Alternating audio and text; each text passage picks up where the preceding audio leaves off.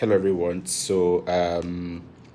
something I want to talk about, and it has to do with the concept of dependency, independency, and interdependency.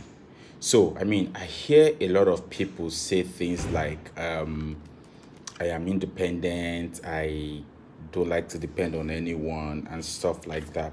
And that's a good thing, right? And I hear this a lot from people who, especially ladies, okay, who feel like they've lived, alone for so long and they don't want to, they find it hard or difficult to depend on anybody, okay, and they feel like, man, I've been by myself for so long and finding it difficult to depend on one person. But I'll share something with you on my thoughts about dependency and independency in relationships. Now, listen first.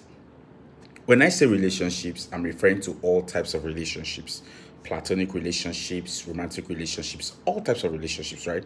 But let's check the meaning of these terms: independent, dependent, and interdependent.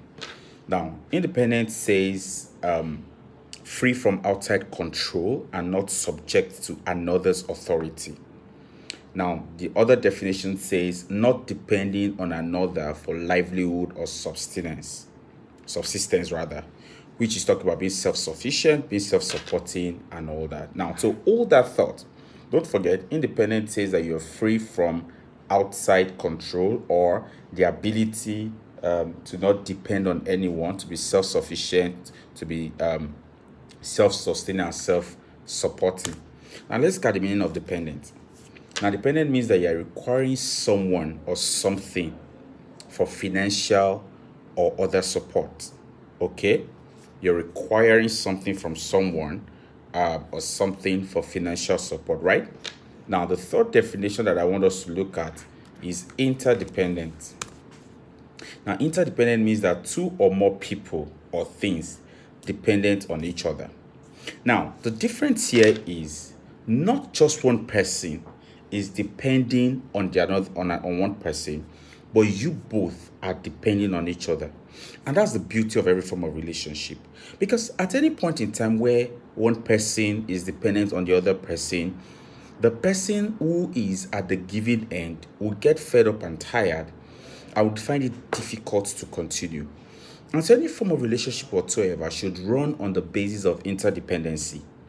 You bring yours, I bring mine. And of course, it requires certain things. It requires empathy, requires you being vulnerable, requires you being willing to, to give, all right, and also take. Look, you're not a boss because you're able to give at every point in time. No. Nobody is expected to be a dustbin. Now, what do dustbins mean? Dustbins they only take, right? They just take your dirt from you. They don't give you anything. They just take your dirt from you. At the end of the day, you empty them, and then they keep taking your dirt. They don't give you anything. Each person is expected to give and take. If any relationship whatsoever is going to succeed, if any relationship whatsoever is going to last, then you must be ready and willing to receive and to give.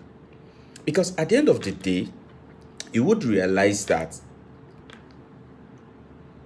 what you think you have, okay, what you think you have, all right, might not necessarily be there. And you know the funny thing, our relationship with animals, our relationship with pets is a form of interdependent relationship. Especially for those of you who have dogs, who have cats, you realize that your pet comes to you, rubs its fur on your body, you cherish your pet, you go on a walk with your pet and stuff like that. Your pet depends on you to feed him or her. You depend on your pet to, be your succor, be your friend. You hug each other, you play and all. For those who have the ones that they use for security purposes, you expect the dog to protect you against external forces or intrusions, right?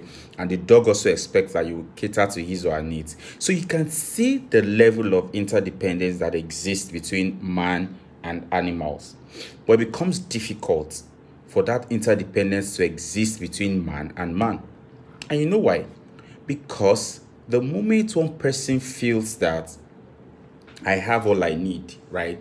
It becomes pretty difficult, okay, for that person to now be willing to accept help. But like I say to people, your journey to growth is you accepting the fact that you don't have it all. Your journey to growth is you knowing fully well that you are not an island. You cannot have everything that you need. And it's a number of reasons why we break down mentally many times is because we are trying to solve everything by ourselves. We're trying to provide everything all by ourselves. You need to break down that wall. You need to come to that point where you say to yourself, nah, at this point, I need to ask for help. You know the funny thing, this help doesn't even have to be financial all the times. Sometimes the help that you need is not even financial. The help that you need is just someone to talk to. The help that you need is just to share your problem with someone and then you get some form of advice that gets you going. So it doesn't have to be financial. And so when we talk about dependency, interdependency, and codependency or whatever, it doesn't have to do with financials. It just may have to do with you sharing your problems and the other person, right? You trust that the other person is willing to listen to your problems. So what are you going to do differently going forward? Are you going to remain where you are and you're struggling through life because you want to be a self-made person? Or are you going to accept the fact that no, at this point, I need help? And then you reach out to that one person, two persons that you believe and you trust and go ahead to ask for that help. So I charge you today to step out of that zone, right? You have 1, 2, 3 persons that you can confide in, such that anytime you find yourself at that position that you know realistically that you need help, you can reach out to them. You don't have to do life alone. No, you are not created, you are not fashioned, you are not fabricated to do life alone. You are a social being. I'll see you some other time.